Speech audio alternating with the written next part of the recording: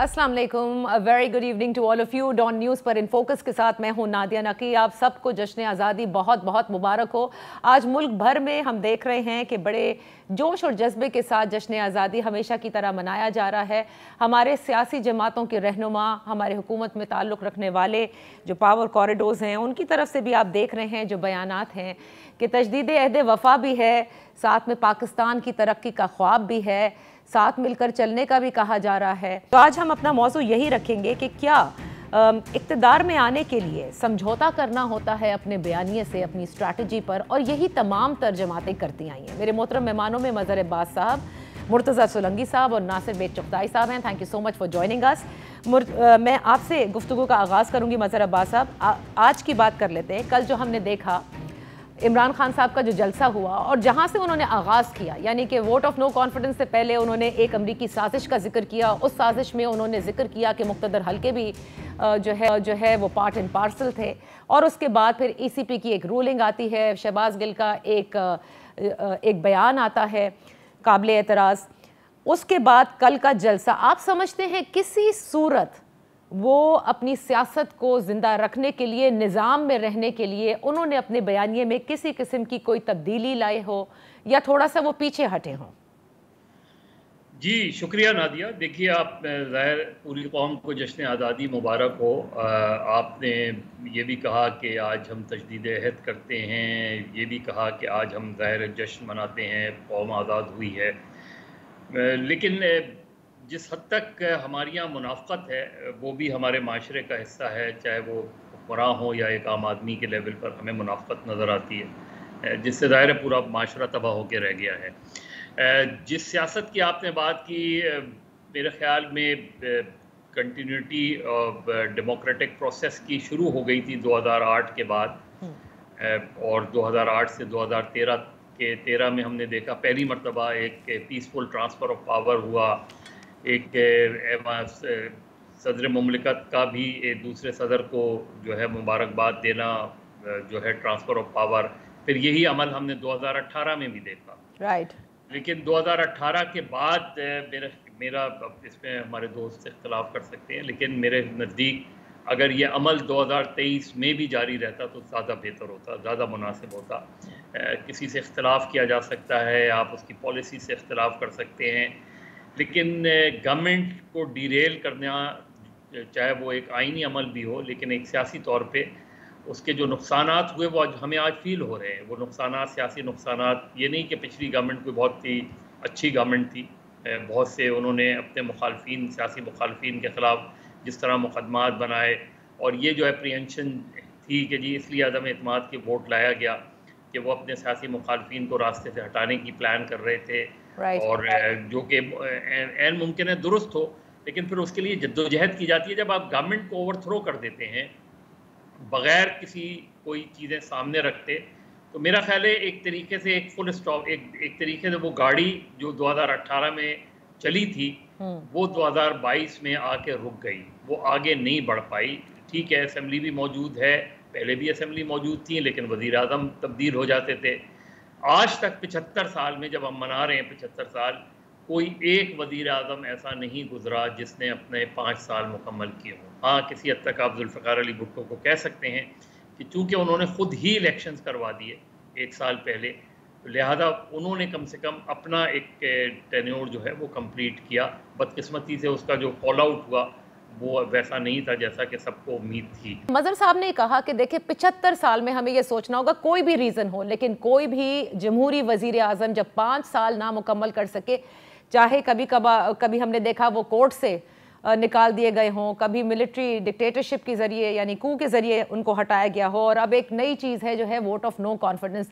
तो मुर्तज़ा सोलंकी साहब, आप इस पर क्या कहेंगे? ये रीत बन गई है और जहां से ये हटाए जाते हैं आज भी वहीं से हटाए जा रहे हैं?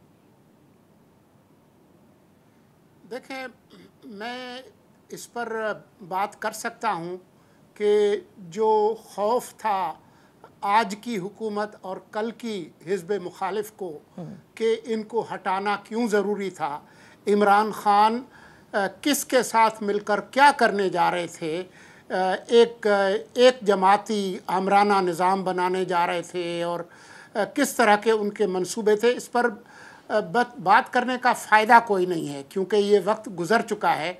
ये बस सांप गुज़र जाए और अब हम लकीर को पीटें तो उसका फ़ायदा कोई नहीं है। अलबत्ता मैं इस बात से इत्तेफाक नहीं करता कि ये जो इमरान ख़ान की रुखसती है, इसका मवाजना माजी में जो सिविल मुंतखब हुकूमतें हटाई गई हैं उनसे किया जाए। मैं नहीं समझता कि ये कोई मवाजना बनता है, क्योंकि जो की दिहाई में जब 58(2)B के तहत हुकूमतें हटाई गईं तो ये एक प्रॉक्सी पावर थी इस्टेब्लिशमेंट की, जो कि उस वक्त की सदर ने इस्तेमाल किए।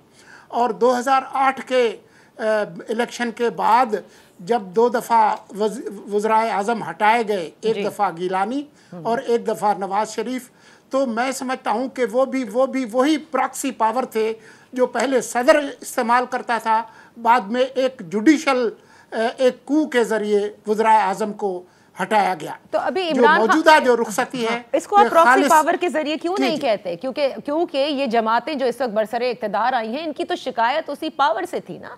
ये तो अपनी जगह ढूंढ रही थी, ये कैसे अचानक से सब मिलकर आ जाती हैं, यही सवाल है। ये अचानक इसलिए आ गई कि जो ग्लू था, जो एल्फी इमरान खान की रंग बिरंगी मखलूत हुकूमत को लगी हुई थी, वो ग्लू लगाने वाले पीछे हट गए, क्योंकि उनके ख्याल में वो उस रास्ते पर चल रहे थे जो कि उनको भी सूट नहीं करता था, जिसको न्यूट्रलिटी या गैर जानिबदारी कहते हैं। और उसका फ़ायदा उठाया हिज़्ब इख्तिलाफ ने।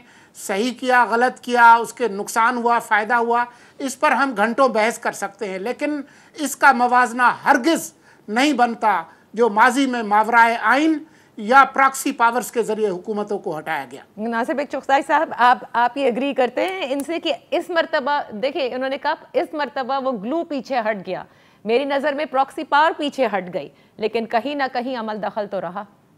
प्रॉक्सी पावर पीछे कभी नहीं हटती, मेरा अपना अंदाज़ा ये है। और प्रॉक्सी पावर का आना आज की बात नहीं है, 2018 की बात नहीं है, 2013 की बात भी नहीं है। ये तो अय्यूब खान से शुरू करें ना आप, कि जब कायद आज़म ने, किताबों में है, मुझे तो नहीं पता, लिख दिया कि इसको ना कमांड दी जाए और ना इसको प्रमोशन दिया जाए, तो उसको कमांड भी दी गई, उसको प्रमोशन भी दिया गया। और उसके बाद उसने इस्कंदर मिर्ज़ा को लाया, इस्कंदर मिर्ज़ा की जगह खुद आ गया।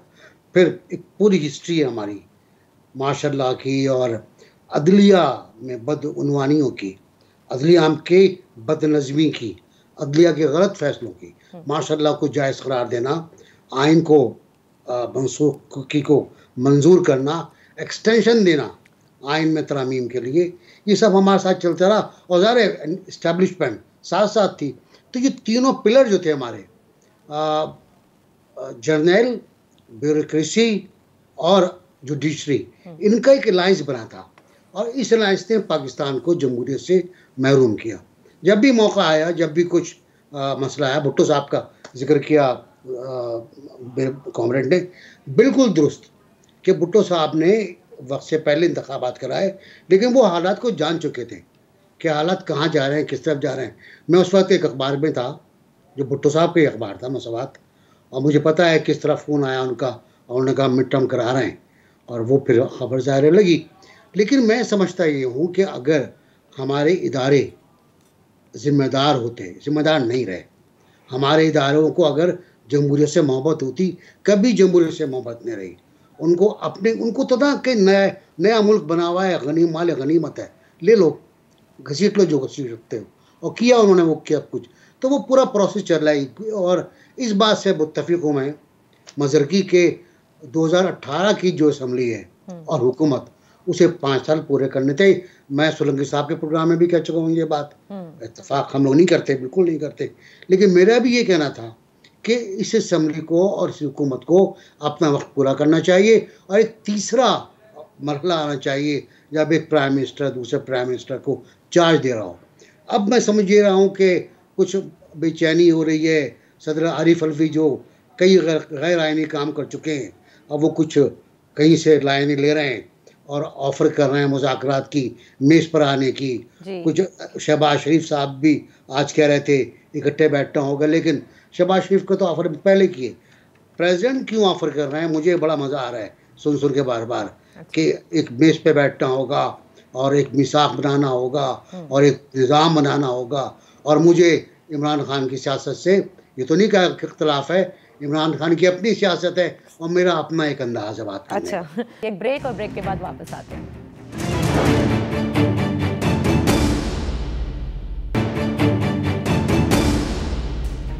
Welcome back. मज़हर अब्बास साहब, मुर्तज़ा सोलंकी साहब, नासिर बेग चुगताई साहब इस गुफ्तगू का हिस्सा हैं। मैं मज़हर साहब आपकी तरफ आऊँगी। देखिए, जो बात हुई कि अब मुज़ाकरात की भी बात हो रही है, मेज़ पे बैठने की भी बात हो रही है, मैं फिर से हवाला दूंगी आपको कल के जलसे का। आपको लगता है इमरान खान साहब भी पीछे हटने को तैयार हैं, मुज़ाकरात करने को तैयार हैं, या आप ये समझते हैं कि जो अवामी ताकत, क्योंकि he is a crowd puller, वो हो सकता है कि इस मर्तबा खड़ी हो जाए या आड़े आ जाए असल पावरफुल या असल हुक्मरानों के सामने? देखिए, अभी मुर्तज़ा ने कहा कि पिछली हुकूमतों का में जो हुआ उससे मवाजना नहीं करना चाहिए, और फिर खुद ही ये कहा कि जो ग्लू लगाने वाले थे वो पीछे हट गए। तो सवाल ये है कि पहले भी यही होता था, पहले भी ग्लू लगाया जाता था और फिर ग्लू हटा लिया जाता था। क्या नवाज शरीफ के साथ ऐसा नहीं हुआ? 88 की गवर्नमेंट कैसे बनी? ग्लू लगा के ही बनी थी ना। 90 की गवर्नमेंट कैसे हटाई गई? ग्लू हटा लिया गया। यही काम 93 में हुआ, यही काम 97 में हुआ, यही काम 99 में हुआ। फिर तो आमराना दौर की हुकूमत आ गई, 2002 में हुकूमत आ गई, वहाँ भी यही हुआ कि नए लोग ले आए गए। तो ये सिलसिला आज तक चल रहा है। क्यों हटाया गया ग्लू? कौन सा, अगर किसी के हटाने पे, किसी के ट्रांसफ़र पे एक वज़ीर आज़म को एतराज़ है या फाइल रोक के रखी हुई है, तो इस अमल को किसे सपोर्ट किया जाए? सियासी क़यादत पर तनकीद की जाए या दूसरों पे तनकीद की जाए? क्या ये वज़ीर आज़म का इख्तियार नहीं था? तो सारा मसला ये है कि ये ग्लू लगाने और ग्लू हटाने का अमल जब तक ये जारी रहेगा, वो प्रॉक्सी वॉर जारी रहेगी। अच्छा, जब तक ये चीज़ें होती रहेंगी। आप क्यों ये अज़म एतमाद की तहरीक कैसे आ गई? ये सारे वो इत्तेहादी जो जमा किए गए थे 2018 में इमरान खान की हुकूमत बनाने के लिए, उन्होंने तो ये हुकूमत बनाई है, क्या नहीं बनाई है? क्या बाप और MQM की मदद के बगैर हुकूमत गिर सकती थी? क्या उनके बगैर हुकूमत बन सकती थी?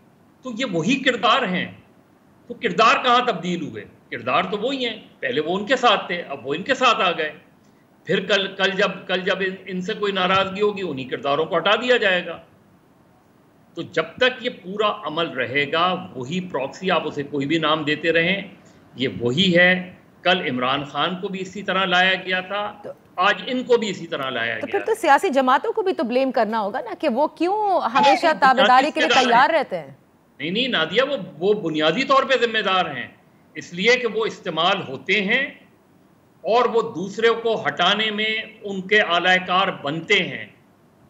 ये मुकम्मल तौर पे सियासी जमातों उन पे जो तनकीद है वो अपनी जगह, लेकिन अगर ये सियासी जमातों का रोल ना हो, अगर ये सियासी जमातें आलाकार ना बने, तो ना कोई हुकूमत इस तरीके से गिराई जाए, ना कोई हुकूमत इस तरीके से बनाई जाए। तो जब आप खुद ही इस्तेमाल होने को तैयार हैं, तो इस्तेमाल करने वाला तो इस्तेमाल करेगा आपको, क्योंकि उसके पास आपकी फाइलें मौजूद हैं। तो अब फाइलें मौजूद हैं। तो इमरान खान साहब यही तो कह रहे हैं मुर्तज़ा सोलंकी साहब कि मेरे अगेंस्ट क्या है। और देखिए ना, मौजूदा हुकूमत ने फरागोगी का जिक्र किया, तोशा खाना का जिक्र हुआ, ECP की रूलिंग तक आ गई फॉरेन फंडिंग में, बट वो मकबूलियत कम होती नज़र नहीं आती।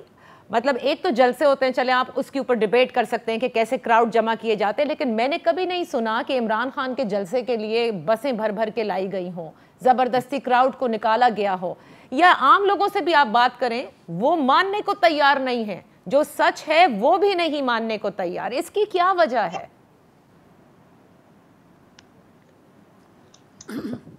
आप मुझसे मुखातिब हैं? जी सोलंकी साहब, आपसे।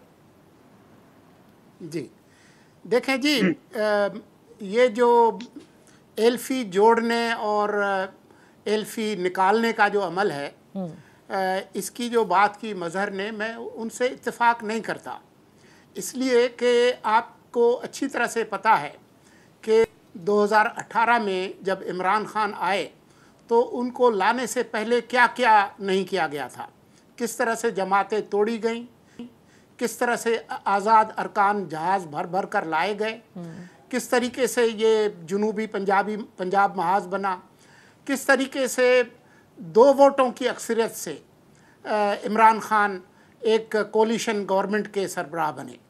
अब ये जो पूरा उनका अरसा था 3.5 साल का, उसमें उन्होंने हुकूमत कैसे चलाई, उसका असर मुल्क पर तो हुआ, सियासत पे तो हुआ, ख़ुद उस एल्फी लगाने पर वालों पर भी हुआ। ये जो बात हो रही है ना कि जी वो एक ट्रांसफ़र पोस्टिंग जो है वो क्यों अहम है, इमरान खान ख़ुद ये बात इंटरव्यूज़ में तस्लीम कर चुके हैं कि मेरी हुकूमत चलाई एजेंसियां रही थी।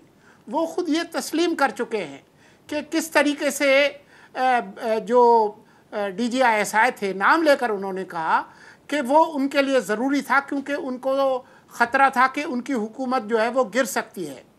आप ख़ुद ये बता दें कि क्या DGISI का ये रोल था कि हुकूमत को चलाए, उनके इत्तेहादियों की हाज़िरी पूरी करे और अगर अदम एतमाद का ख़तरा हो तो उसको रोके।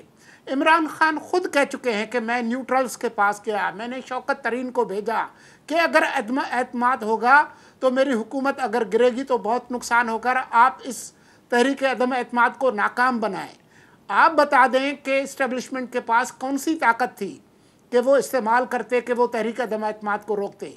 आप ये कहते हैं कि इमरान खान की लाडले की ये ख्वाहिश है कि जिस तरीके से मेरी हुकूमत जोड़ी गई थी ये काम जारी रखें और हम इसकी हिमायत करें कि नहीं हम क्योंकि खालिस आइन परस्त हैं। वो ये कहते हैं कि जी हमने इनकी जो ग्लू लगाने का काम है वो छोड़ दिया, अब बाकी जो काम है वो इन जमातों ने खुद किया है, क्योंकि जिस मजबूरी के तहत, जिस खौफ के तहत रखा गया था वो खौफ ख़त्म हो गया। अच्छा, मजहर साहब कुछ ऐड करना चाह रहे हैं before I come to Nasir साहब जी? मुर्तज़ा माज़रत के साथ फैक्ट्स को इस तरह डिस्टॉर्ट ना करें।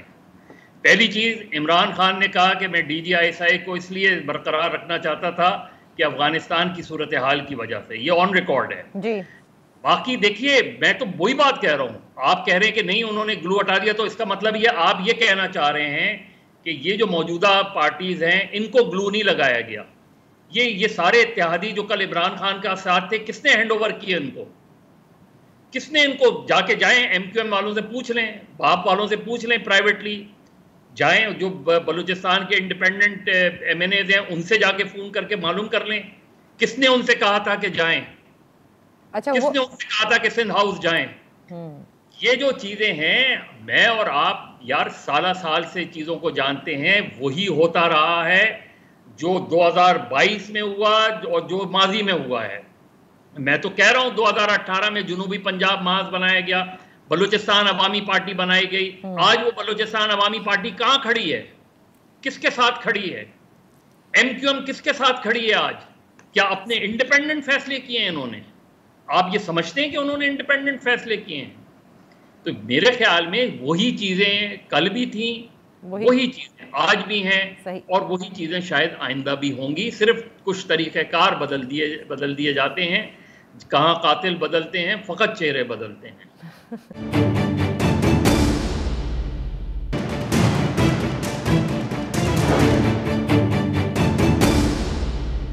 इमरान खान साहब का गिला है ना, अब आप कैसे देख रहे हैं जब वो नवाज शरीफ साहब की वापसी पर अब वो मेरे ख्याल से शायद बिल्कुल बर्दाश्त ना करें, जिस तरह के कल उन्होंने बयान भी दिया है, और ये वापसी मुमकिन कैसे हो रही है? केसेस हैं, एक पूरा एक लीगल रिकोर्स है जिससे गुजरना है, एक ताहयात नाअहली है। वो कहते हैं अब ये साजिश हो रही है कि बैलेंस आउट करने के लिए मुझे नाअहल किया जाए ताकि नवाज शरीफ और मैं फिर एक साथ अहल हो जाएं उस लेजिस्लेशन के जरिए जो इन द मेकिंग है और सारा मामला रफा दफा हो जाए। साजिश, मदाखलत और उसके बाद फलां को लाना हो, इसको लाना, बहुत लंबा केस हो गया। ये बहुत लंबे मसाइल हो गए और कोई साबित नहीं हो पा रहा। वो पर्चा जो दिखाया था उन्होंने, वो पर्चा ही नहीं था, वो तो कागज़ ही अलग होता है जिस पर वो साइफर आता है। खैर वो छोड़ें, वो लंबी कहानी है। वो अब तो दोस्ती की बातें भी हो रही हैं, अब तो सफ़ीर भी चले गए KPK, वहाँ उन्होंने दौरा भी कर लिया, चीफ मिनिस्टर से मुलाकात हो गई, तोहफे में गाड़ियाँ भी दे आए। कौंसल जनरल ने परवेज़ इलाही से मुलाकात कर ली और परवेज़ इलाही ने कह दिया कि अमेरिका से दोस्ती बुनियादी सुतून है हमारा। मैं एक बात ये रख करना चाहता कि नवाज शरीफ को आने का पूरा हक है, पूरा हक हासिल है। उनको ये भी हक हासिल है कि वो कहाँ उतरते हैं, लाहौर में या इस्लामाबाद में। अगर इस्लामाबाद में उतरते हैं तो मुझे कमज़ोर नज़र आएंगे, अगर लाहौर में उतरते हैं तो मुझे मजबूत नज़र आएंगे, अगर जेल जाते हैं तो मुझे और मजबूत नज़र आएंगे, अगर जेल नहीं जाते तो मुझे कमज़ोर नज़र आएंगे। क्योंकि घर बैठकर इस तरह की पॉलिटिक्स नहीं होती जो हमारे चलती रही है। दूसरी बात जो बात हो रही थी, कमजोरी का मकसद आप ये कह रहे हैं कि समझौता नजर आएगा आपको? ना, बिल्कुल।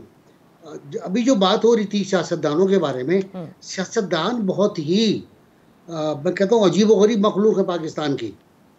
हिंदुस्तान में भी बिहार की स्टेट में एक चीफ मिनिस्टर ने 8वीं बार हल्फ उठाया है, नीतीश कुमार ने, और उसकी एक पार्टी है, और जब चाहता है दूसरी पार्टी से मुआहदा कर लेता है। वो अभी BJP से मुआहदा था, वो तोड़ दिया उसने, तो भाग जाओ तुम, दूसरी पार्टी से कर लिया, फिर चीफ मिनिस्टर हो गया ये। और असम्बली बरकरार है, असम्बली बरकरार है, उसे कोई तोड़ने नहीं जा रहा।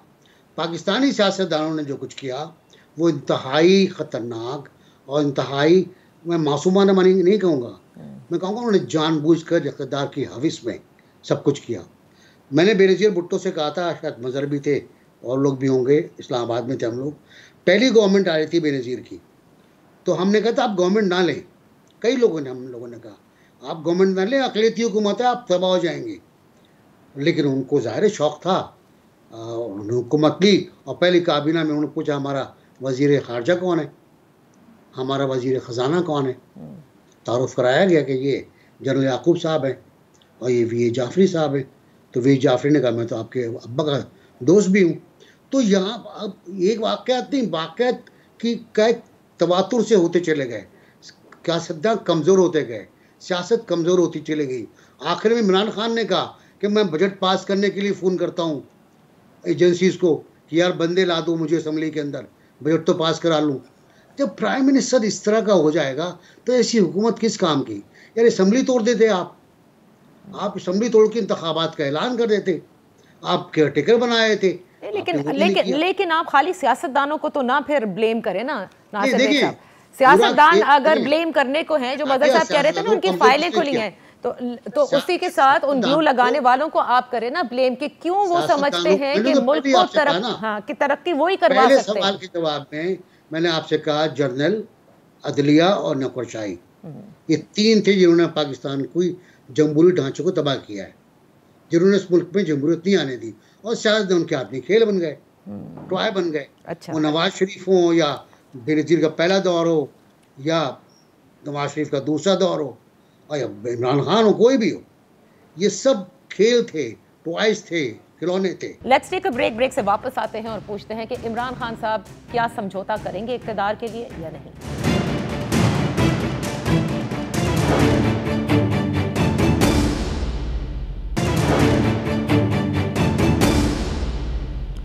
Welcome back. मजहर साहब, इस आखिरी सेगमेंट में मैं आपसे जानना चाहूंगी कि क्या कल के जलसे में आपको लगा कि इमरान खान साहब समझ गए हैं समझौता करना होगा उन पावर कॉरिडोर से अगर वो चाहते हैं कि वापसी का रास्ता होना चाहिए, या आप समझते हैं he is one of those leaders जो चैलेंज करता है अवाम की ताकत जितनी है, और आज सोशल मीडिया पर भी है कि अब सबको बैक ऑफ हो जाना चाहिए क्योंकि अवाम इमरान खान के साथ है? देखिए, बहुत सीधी सी बात है, अगर उन्होंने 2018 से सबक सीखा होगा तो वो समझौता नहीं करेंगे। अगर उन्होंने 2018 से सबक नहीं सीखा तो वो समझौता कर लेंगे। इम्कान इसी चीज़ का है कि बदकिस्मती से जो हमारी तारीख रही है वो समझौतों की तारीख रही है। समझौता करने में कोई बात नहीं होती, समझौता कर क्या रहे हैं ये इंपॉर्टेंट बात होती है। अब अगर जिस तरह भी नासिर बेग चुगताई साहब ने 88 की बात की, जो बेनज़ीर भुट्टो वाली बात की, उसमें उससे भी ज़्यादा बड़ा जो ख़राब फैसला था वो था नवाबज़ादा नसरुल्लाह के मुकाबले में ग़ुलाम इसहाक़ खान की हिमायत करना सदर के लिए, यानी उस शख्स की जिसने MRD की पूरी तहरीक में आपके साथ दिया, उसके मुकाबले में आप एक ऐसे ब्यूरोक्रेट की जो है वो तायीद कर रही हैं कि जिसका हाथ रहा है जुल्फ़िकार अली भुट्टो की फांसी के उस पूरे अमल में। तो ये हमारी यहाँ बदकिस्मती रही है। उनके अपना एक व्यू था कि वो गवर्नमेंट क्यों लेना चाह रही थी कि वर्कर्स 11 साल भुगत चुके थे, मारे खाई थी, उनको थोड़ा सा रिलीफ दिलवाना था। आज अगर इमरान खान के पास के पीछे एक पब्लिक सपोर्ट है और अगर वो अपनी उस बात पे कायम रहते हैं कि अगर 2/3 मेजॉरिटी नहीं आई तो हम अपोजिशन में बैठेंगे, अगर वो इस बात पर कायम रहते हैं, जिसका मुझे ज़ाती तौर पे इम्कान कम नज़र आता है, क्योंकि इख्तिदार चीज़ ही बदकिस्मती से ऐसी होती है कि जब आपको तरह तरह के आपके इर्द गिर्द के लोग जो होते हैं वो तरह तरह के एक्सक्यूज़ आपको देते हैं कि देखिए इसलिए ज़रूरी होता है, इख्तिदार में आ जाएं तो आप काम कर सकते हैं। बिल्कुल ऐसी चीज़ें आपको बताई जाती हैं कि जिसके बाद आप मजबूर हो जाते हैं कॉम्प्रोमाइज़ करने के लिए। तो अगर उस तरह का उन्होंने कॉम्प्रोमाइज़ किया तो उसके नताइज भी वैसे ही होंगे, क्योंकि 7 मार्च 2022 को इमरान खान की पॉपुलैरिटी का ग्राफ नीचे जा रहा था और अगर ये अदम एतमाद की तहरीक नहीं आती तो और नीचे जाता। ये तो अदम एतमाद की तहरीक के बाद उनका ग्राफ ऊपर गया है और उसके बाद गवर्नमेंट की गलत इकनॉमिक पॉलिसी, पॉलिटिकल डिसीजन, उसका नुकसान हुआ है। तो अब देखना इस वक्त तो Imran Khan has nothing to lose, he already has almost 80% of Pakistan with him, यानी 80 उस लिहाज से कि खैबर पख्तूनख्वा में भी उनकी हुकूमत है, पंजाब में भी उनकी हुकूमत है। तो लिहाजा मुझे नहीं लगता कि वो कोई बहुत जल्दी में भी है इलेक्शन में, इसीलिए उन्होंने एक लंबे चौड़े जलसों का ऐलान कर दिया है। आप समझते हैं कि सिविलियन सुप्रीमेसी का जो ख्वाब ये तमाम जमातें दावेदार भी होती हैं, देखती भी हैं, इस करंट सिनेरियो में इमरान खान साहब इस मैसिव सपोर्ट से जो कि 80% जैसे कह रहे हैं because of the government that he has in the provinces, उससे हासिल कर सकेंगे, चैलेंज कर सकेंगे ग्लू लगाने वालों को देखो जी मेरे पास अवाम है, आपको पीछे हटना पड़ेगा। इमरान खान ने कभी भी सिविलियन सुपरमेसी में उनका ईमान नहीं रहा। वो बातें बहुत सारी करते हैं लेकिन उनकी पूरी जो सियासी ज़िंदगी है वो इस बात से भरपूर है। ये जो अभी थोड़ा बहुत जो उनकी हुकूमत गई है उसके बाद जो उन्होंने एक ब्रावाडो लिया है उससे वो 4 महीने के अंदर ही पीछे हट गए हैं। तो उनके नज़दीक कोई आदर्श नहीं है, कोई रिश्ते नहीं हैं, कोई दोस्तियाँ नहीं हैं। वो हर चीज़ को अपने इक़्तिदार के लिए कुर्बान कर सकते हैं। लेकिन मैं ये कहूँगा कि जो मज़हर बात कर रहे थे कि जी वो DGISI जो अफ़गानिस्तान के हवाले से कहा था, अफ़गानिस्तान का उन्होंने ज़िक्र किया था, लेकिन साथ ही ये भी किया था कि जो मेरे लिए जुलाई में मुझे पता चल गया था कि मेरे लिए सियासी मुश्किलात आ रही हैं, तो वो इस बात से मुसलसल एक तरह से फोक टंग से बात करते रहे हैं। अफ़गानिस्तान वो एक ऐसी बोंगी थी जो सबको पता था कि अफगानिस्तान का मामला जो है वो कोई एक फर्द। तो सोलंकी साहब ये बताइए कि सिविलियन सुप्रीमेसी के लिए अगर आपने कहा कि ये उनके आदर्श नहीं है, व्हाट अबाउट जरदारी साहब एंड नवाज शरीफ? नवाज शरीफ साहब तो वोट को इज्जत दो का नारा लेकर निकले थे और जरदारी साहब भी अपने में एक जीरक पॉलिटिशियन है, वो भी सिविलियन सुप्रीमेसी के लिए नहीं है। देखिए मुस्लिम लीग नून और पीपल्स पार्टी के अंदर अभी भी वो एक अज्जा शामिल हैं जिसमें कोई इम्कान पैदा हो सकता है। लेकिन जिस तरीके से जरदारी साहब ने सियासत की है पिछले चंद सालों में, मुझे बहुत ज़्यादा उम्मीद नहीं है। नवाज़ शरीफ मुल्क से बाहर बैठे हैं, वो जब आएंगे तो फिर हमें पता चलेगा। लेकिन इस वक्त मैं ख़ासे वसूख से कह सकता हूँ कि सिविल सुपरमेसी ऐसी चीज़ नहीं है जिसमें हमारी जमातों की अक्सरियत का कोई ईमान हो। जी नासिर बेग चुगताई साहब, कितना देखते हैं इमरान खान साहब को समझौता करते हुए ताकि इक़्तिदार में वापस आया जा सके? देखिए अगर 2/3 भी मिला उनको मेजॉरिटी तब भी वो समझौता करेंगे, और 2/3 मिल गई अगर कोई मेजॉरिटी तो वो नवाज शरीफ साहब की तरह अमीरुल मोमिन बनना चाहेंगे, और वो तो ज़्यादा परफेक्टली बन सकते हैं, वो तबलीग भी करते हो। तो अब जो सूरत हाल बन रही है उसमें शायर का एक शेर बड़ा ताम तीनों सियासतदानों के लिए है, तुम में हिम्मत है दुनिया से बगावत कर लो, वरना माँ बाप जहाँ कहते हैं शादी कर लो। और माँ बाप कौन है ये आप मुझे बता चुकी हैं कि एस्टेब्लिशमेंट वाले माँ बाप हैं। तो वही फैसले करते हैं, वही लाते हैं, वही खिलौने बनाते हैं, वही खिलौने तोड़ते हैं और उनके साथ दुनिया भी। 10 सेकंड रहते हैं मजहर साहब, क्या वालिदैन बच्चों को छोड़ने के लिए तैयार नहीं है कि बस अब अपने पाँवों पर खड़े हो जाओ और जो दिल चाहे वो करो तुम्हारी जिंदगी? अभी तक तो नहीं लगता, क्योंकि उन्हें बच्चों पर यकीन नहीं है। वो समझते हैं कि बच्चों में बागियाना अगर उनको छोड़ दिया जाए तो बागियाना जरासीम पैदा हो जाते हैं और उससे हमेशा खौफजदा होते हैं। इसीलिए गेट, जिसको भी गेट नंबर 4 से उन्होंने बाहर निकाला, उसने बगावत कर दी। थैंक यू सो मच, बहुत बहुत शुक्रिया आप तीनों का। अपना ख्याल रखिएगा, इंशाल्लाह फिर आपकी खिदमत में हाजिर होंगे। अल्लाह हाफिज़।